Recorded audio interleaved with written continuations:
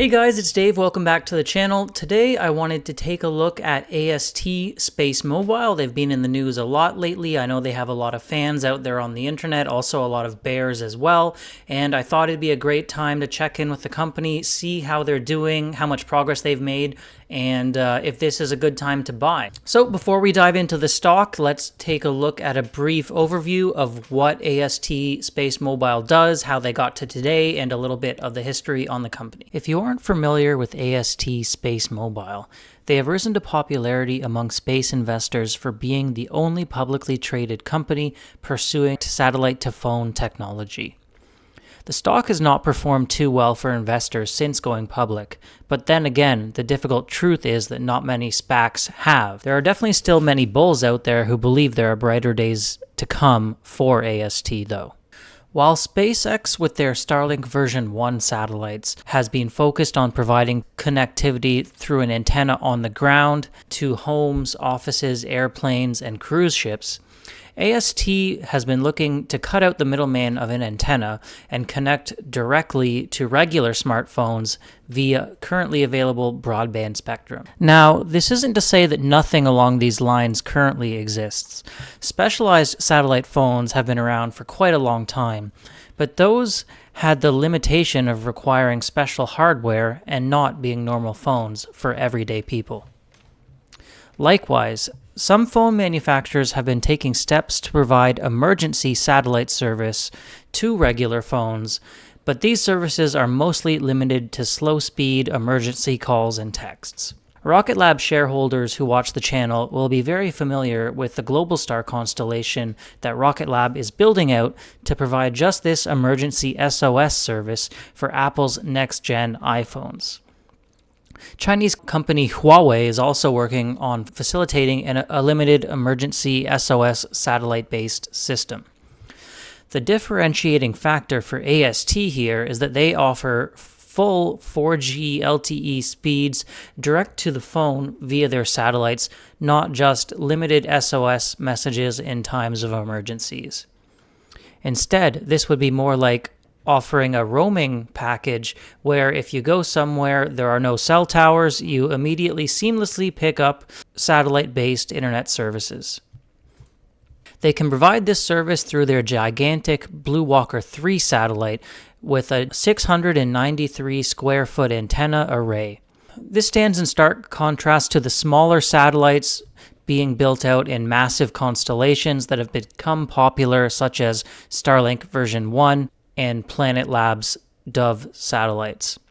The trend does seem to be heading back towards bigger and bigger lately though, so perhaps AST was just ahead of the game on this one. In April of this year, AST claimed they had successfully completed the first direct voice call using an unmodified smartphone through their Blue Walker 3 satellite.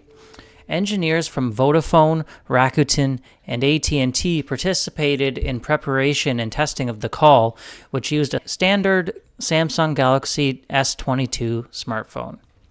In a strange bit of drama, a private company called Link, which is a competitor to AST, claims that they were actually the first because AST did not provide any video proof of their call, which Link did later. Link's CEO has been quoted as saying, "I don't think they did it. I don't think it's working." In my opinion, AST's announcement was most likely real. The participation of AT&T, Rakuten, and Vodafone makes it seem incredibly unlikely that all these large, upstanding companies would be participating in some sort of a conspiracy lying to the general public. Regardless, I don't particularly care which provider made the first call anyway. What I care about is who does it best and can scale up to profitability quicker. After all, the iPod was not the first MP3 player, but it certainly took most of the profits in the industry, which is what investors should really care about. So let's go ahead and take a look at AST's business, starting with some things I do like about it. So that's the situation where we are today with AST SpaceMobile. They've raised additional money. I do really like their satellite. I like the technology. They have made good progress in terms of regulatory approvals. There's always so many hurdles you have to go through in order to begin offering satellite services, dealing with different spectrums of mobile communications frequencies, and making all these deals and memorandums of understanding with so many different wireless carriers across the world to work with them and bring satellite-based internet to the masses with just regular old smartphones. So that's kind of the good, I guess, side of things. The bad side of things, though, that makes me nervous about the company is, well, number one, they don't have any revenue right now. I don't think I showed a screenshot of it, but the past several quarters, I believe it was 3 quarters in a row, revenue line is literally zero. And I don't like to invest in companies that have zero revenue. I'm okay investing in companies that have revenue but are not yet profitable. Seen that a lot. But zero revenue is really a tough place to be if you have all these expenses and you're not offsetting it at all. So that's one thing that would really concern me about investing in the company, zero revenue. The other thing that really worries me is the amount of capital needed to build out these massive constellations. And maybe AST does have a lead in that they're kind of the first to get going, well, debatable between them and Link, but get going on the direct-to-cell kind of thing with the giant Blue Walker satellite already in orbit. And they have the next, I believe it's 5 lined up and pretty much planned to go up. So that's good. And they're kind of ahead of the game on going back to larger satellites instead of these really smaller ones.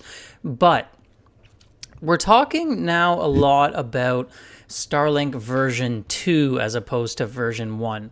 And with version 2 of Starlink, Elon Musk and T-Mobile have already made a deal for emergency wireless services, and they're planning to work towards more than that, which to me means work towards something like what AST is offering, which is like a roaming space-based service.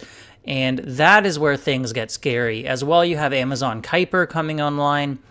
We are very hazy on the details, but I do have to imagine that Amazon would also be looking at direct-to-phone capabilities as opposed to just the terminal, the antenna like Starlink version 1 has, because they don't want to get left behind, and they would want to make sure their new constellation is up to date with the latest technologies.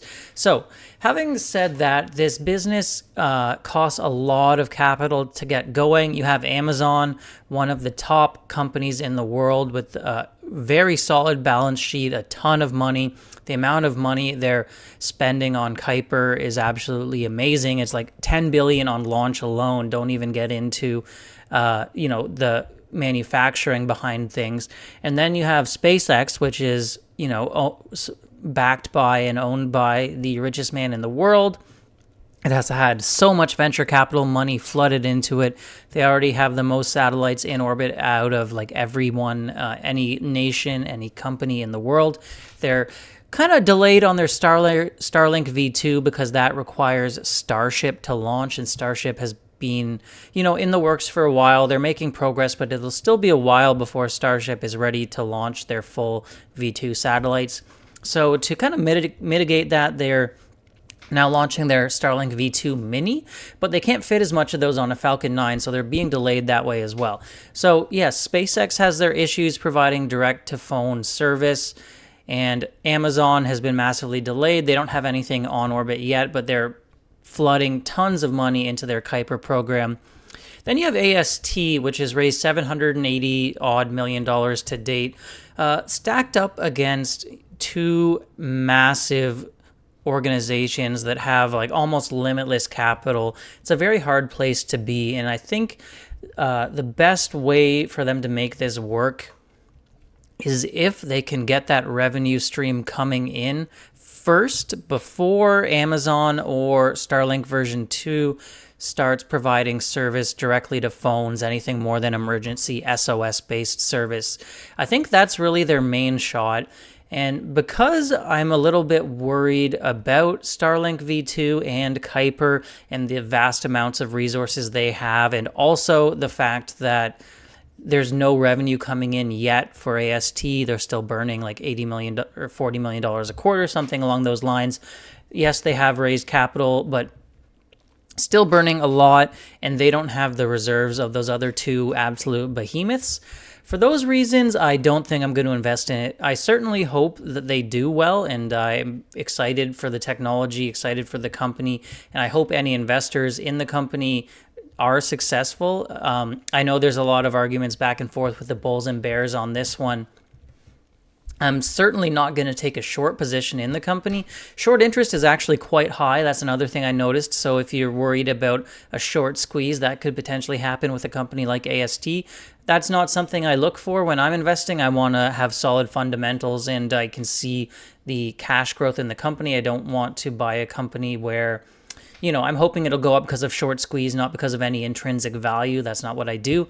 So I will definitely not short it. Don't think we'll be buying long. Maybe if I start seeing that revenue coming in. I know some people, the bulls out there, will say maybe I'm missing the boat if I wait until they have revenue. But really, I just find it very hard to invest in a company without revenues who will be potentially going up against the likes of Amazon and SpaceX, who have so many advantages of their own. SpaceX with their own in-house launch, Amazon with, endless amounts of money. So that's where I'm sitting on AST. I wish them the best. I do believe their call really happened despite what Link's CEO said. Let me know what you think about AST in the comments below. Are you an investor? If so, why are you so confident that they'll be successful? Are you a bear? Why do you think they're not going to make it?